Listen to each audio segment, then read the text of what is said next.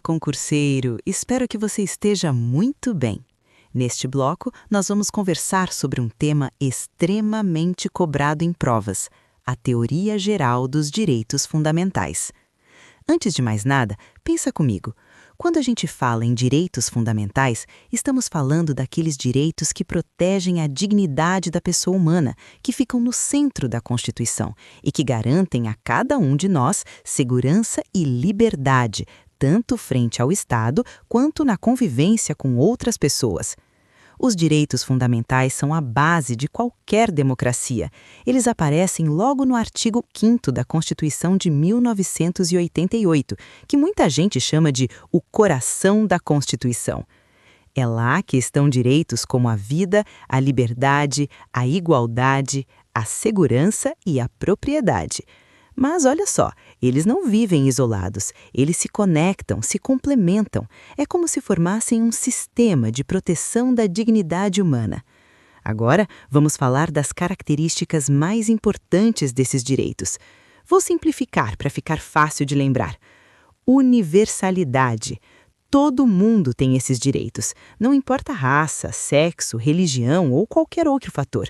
Todos têm direito à vida, à liberdade, à igualdade, simples assim. Historicidade. Esses direitos não surgiram do nada. Eles foram conquistados ao longo da história, através de lutas sociais e políticas. É por isso que, com o tempo, a gente teve avanços importantes, como a igualdade de gênero, direitos das minorias e até proteção ambiental. Relatividade ou limitabilidade. Nenhum direito é absoluto. Por exemplo, a sua liberdade termina onde começa o direito à vida de outra pessoa. A Constituição prevê formas de equilibrar os direitos, evitando abusos. Efetividade. Não basta estar escrito no papel, tem que valer na prática.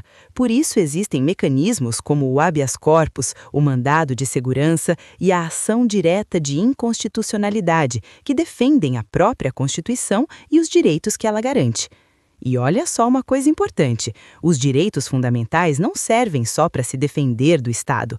Eles orientam políticas públicas e decisões judiciais, ou seja, moldam a forma como o Estado funciona e como a sociedade se organiza. Agora, vamos entender como eles funcionam de verdade na prática, ou seja, sua eficácia e classificação dentro da Constituição. Primeiro, tenha sempre em mente que nem todos os direitos fundamentais têm a mesma força ou funcionam da mesma forma. Por isso, a doutrina faz uma classificação que ajuda a entender melhor. Vamos lá. Direitos de eficácia plena. Esses direitos já estão prontos para valer, sem precisar de lei complementar.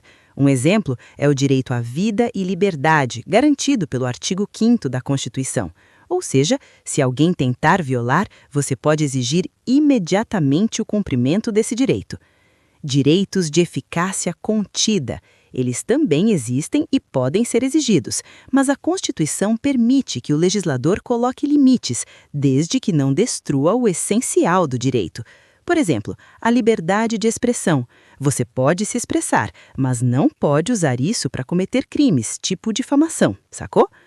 Direitos de eficácia limitada. Esses direitos só se concretizam plenamente quando existem leis e políticas públicas específicas. São normalmente os direitos sociais, econômicos e culturais, como o direito à saúde ou à educação. A Constituição garante, mas precisa de regulamentação para funcionar de fato. Agora, vamos falar de algo super importante: os mecanismos de proteção dos direitos fundamentais. São ferramentas que o Estado oferece para garantir que, se um direito for ameaçado, você possa se proteger. Alguns exemplos. Habeas corpus, protege a sua liberdade de ir e vir. Mandado de segurança, protege direitos líquidos e certos quando uma autoridade pública tenta violar. Habeas data, garante acesso e correção de informações pessoais. Ação direta de inconstitucionalidade e ação de declaração de constitucionalidade defendem a própria Constituição e os direitos que ela garante. E olha só uma coisa importante: os direitos fundamentais não servem só para se defender do Estado. Eles orientam políticas públicas e decisões judiciais, ou seja, moldam a forma como o Estado funciona e como a sociedade se organiza. Agora, vamos dar um passo adiante e falar dos princípios que orientam esses direitos e como eles aparecem no dia a dia e nas decisões dos tribunais. Primeiro ponto, os direitos fundamentais não existem sozinhos. Eles seguem alguns princípios que ajudam a interpretar e aplicar esses direitos corretamente. Vamos conhecer os principais. Dignidade da pessoa humana.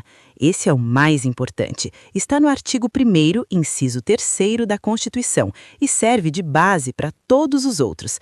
Sempre que houver dúvida sobre como aplicar um direito, a dignidade humana deve ser o guia. Isonomia ou igualdade, prevista no artigo 5º caput, garante que todas as pessoas sejam tratadas igualmente perante a lei. Claro, existem medidas de inclusão, como cotas raciais, mas o objetivo é reduzir desigualdades históricas. Proporcionalidade e razoabilidade, super importante quando há conflito entre direitos. Ele ajuda a equilibrar interesses, garantindo que a restrição de um direito não seja exagerada ou injusta. Indisponibilidade. Direitos fundamentais não podem ser simplesmente renunciados. Ninguém pode abrir mão do direito à vida ou à liberdade de forma legal. Agora, vamos falar da aplicação prática desses princípios. Imagina a seguinte situação. Alguém tenta limitar sua liberdade de expressão de forma exagerada. O juiz vai analisar o caso com base na dignidade humana, na proporcionalidade e na isonomia, para decidir se essa limitação é legal ou não. Viu só? Os princípios funcionam como um filtro de proteção, garantindo que ninguém tenha seus direitos violados injustamente. Outro ponto, os tribunais, principalmente o STF, têm um papel central na proteção dos direitos fundamentais. Eles interpretam a Constituição e aplicam esses princípios para garantir que os direitos sejam respeitados. Um exemplo do dia a dia. Pensa no direito à saúde e na vacinação obrigatória. Aqui existe um conflito entre liberdade individual e proteção da coletividade. O STF, aplicando proporcionalidade e dignidade da pessoa humana, decide como equilibrar esses interesses, protegendo a sociedade, mas sem violar injustamente os direitos individuais. Aqui terminamos mais uma aula. Até a próxima!